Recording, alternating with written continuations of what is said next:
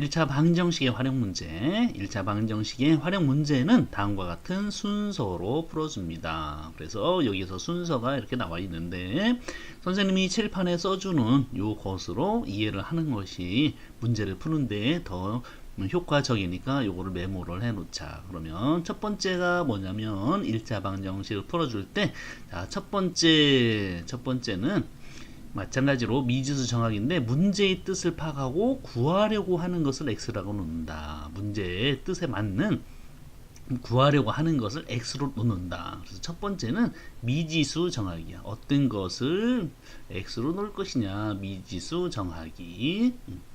미지수를 어떤 것으로 놓을 것이냐. 그 다음에 두 번째는 그래서 방정식을 세우는데 그냥 방정식을 세우기가 쉽지가 않아. 그러니까 그림을 그리거나 도표를 작성을 해서 도표를 통해서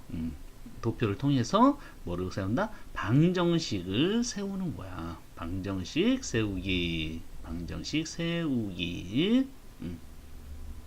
그림이나 도표 등을 그려서 방정식을 세워주면 되고, 그 다음에 세 번째는 방정식을 세웠으니까 이제 방정식을 풀어야 되겠죠. 그래서 방정식 풀기가 되는 거야.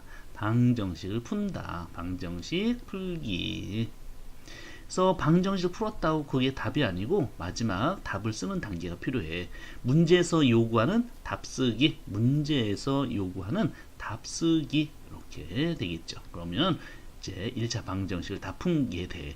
방정식을 풀었다고 해서 요거에서 끝나는 게 아니라 활용 문제에서는 정확한 문제에서 요구하는 그 정확한 답을 써주는 것까지 해줘야 된다는 거야. 그럼 밑에서 간단한 문제를 같이 한번 해보자. 어떤 수에 대한 문제를 한번 풀어보자. 어떤 수의 3배에서 10을 빼면 그 수와 같을 때 어떤 수를 구하여라. 그러면 어떤 수의 3배에서 그래서 먼저 뭐를 해줘야 돼? 미지수 정의. 그러니까 여기서는 어떤 수를 x라고 놓는 거야. 그러면 이렇게 써줘야 된다는 거야. 어떤 수를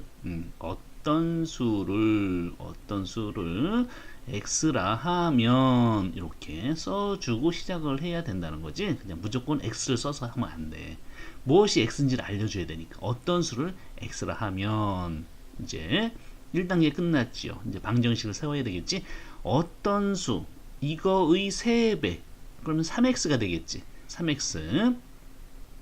3x 여기에서 10을 뺐어. 빼기 10 그렇게 하면 그러면 그 수가 x가 되겠지. x와 같다 이렇게 되겠죠.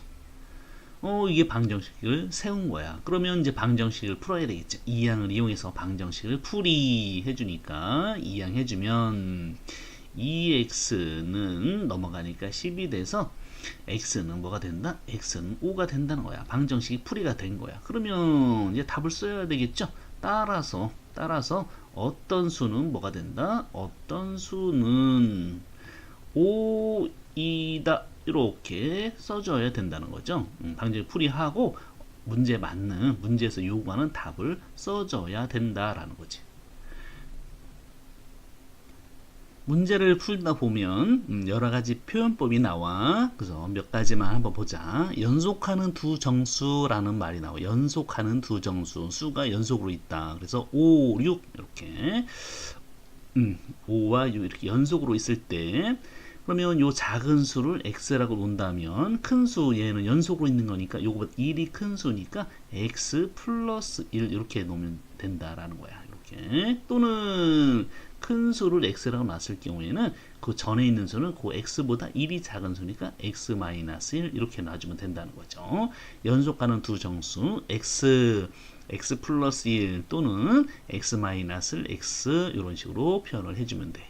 연속하는 두 짝수 연속으로 있는 짝수 그러면 여기에서도 보면 2 4 이렇게 있다고 생각한다면 요 작은 수를 x라고 놓는다면 그 다음 수는 요거보다 2가 큰 수니까 x 플러스 2 이렇게 나와주면 된다는 거야.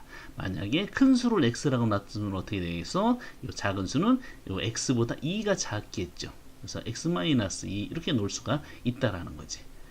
홀수일 때는 어떻게 돼? 홀수일 때는 1, 3 이렇게 생각하면 되겠죠. 1, 3 그래서 요 2를 x라고 놨다면, 작은 수를 x라고 놨다면 큰 수는 이거보다 2가 큰 수니까 x 플러스 2가 될 것이고, 큰 수를 우리가 x라고 놨다면 그 전수는 2가 작은 수니까 x 마이너스 2라고 놓을 거야. 그런데 짝수나 홀수나 표현법이 어때? 똑같죠. 그치? 똑같기 때문에 두 짝수나 홀수는 똑같이 x 플러스 2 또는 x 마이너스 x 이렇게 놓고서 식을 세워주면 된다라는 거죠. 연속하는 세 정수가 연속적으로 3개가 있어. 그러면은 예를 들어서 거기 나와 있듯이 5, 6, 7이다 라고 생각한다면, 그럼 무엇을 x라고 놓는다? 가장 작은 걸 x라고 놓을 것이다. 그러면 그 다음 것은 x 플러스 1이 되고 그 다음 것은 x 플러스 2가 된다는 거야. 만약에 가운데 수를 x라고 놓는다면 그 전수는 x 마이너스 1이 될 것이고 그 다음 수는 x 플러스 1이 될 것이다 라는 거죠. 만약에 가장 큰 수를 x라고 놓는다면 그 전 거는 x 마이너스 1이 되고 그 전 거는 x 마이너스 2가 되기 때문에 이렇게 표현할 수도 있고 이렇게 표현할 수도 있고 이렇게 연속하는 세 정수를 표현할 수가 있다라는 거야. 그래서 편한 것으로 골라서 사용을 하면 된다라는 거죠. 세 가지 중에. 네 번째, 연속하는 세 짝수.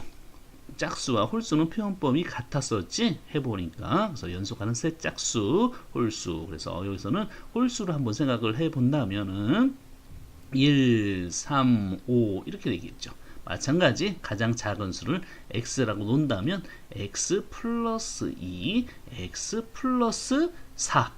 그죠? 2씩 커지니까 이렇게 할 수도 있고, 가운데 수를 x라고 놓는다면 x 마이너스 2, x 플러스 2 이렇게 놓을 수도 있고, 가장 큰 수를 x라고 놓는다면 여기가 x 마이너스 2, x 마이너스 4가 되겠죠. 이렇게 표현할 수도 있다라는 거야. 연속하는 세 짝수나 홀수는 이런 식으로 똑같이 표현해서 문제에 맞는 거로 골라서 사용을 하면 된다. 그럼 문제에서 보니까 연속하는 세 정수의 합이 54일 때 세 정수를 구해라. 연속하는 세 정수라는 말이 나왔지요. 그러면 연속하는 세 정수를 나타내는 방법은 세 가지 방법이 있었잖아. 그 중에서 하나를 골라서 사용해 주면 되는 거야. 54일 때 세 정수를 구하여라.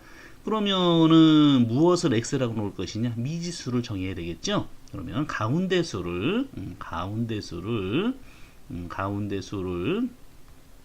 x라 하자. 가운데 수를 x라고 놓는 거야. 자, 그러면 식을 세워야 되겠죠. 가운데 게 x니까 그 전 건 x 마이너스 1이 되고 그 다음 수는 x 플러스 1이 되겠지. 그래서 이 연속한 세 정수 합 요것이 뭐가 된다? 54가 되더라. 이렇게 되는 거죠. 이게 식을 세운 거야. 그러면 이제 방정식을 풀어줘야 되겠죠. 자, 좌변을 정리하니까 3x반 되겠네. 그래서 54가 되고, 그래서 x는 뭐가 되겠어? 3으로 나눠주니까 18 이렇게 된다는 거야. 이게 방정식을 푼 거야. 답이 18이 아닌 거죠. 따라서 이제 답을 써야 된다는 거야. 따라서 우리가 구하고자 하는 게 뭐야? 연속하는 세 정수가 되겠죠? 연속하는 세 정수. 연속하는 세 정수는 뭐가 돼? x가 18이니까 가운데 수가 18이었지. 얘가 18인 거야. 그러니까 얘 17, 얘는 19 이렇게 되겠죠.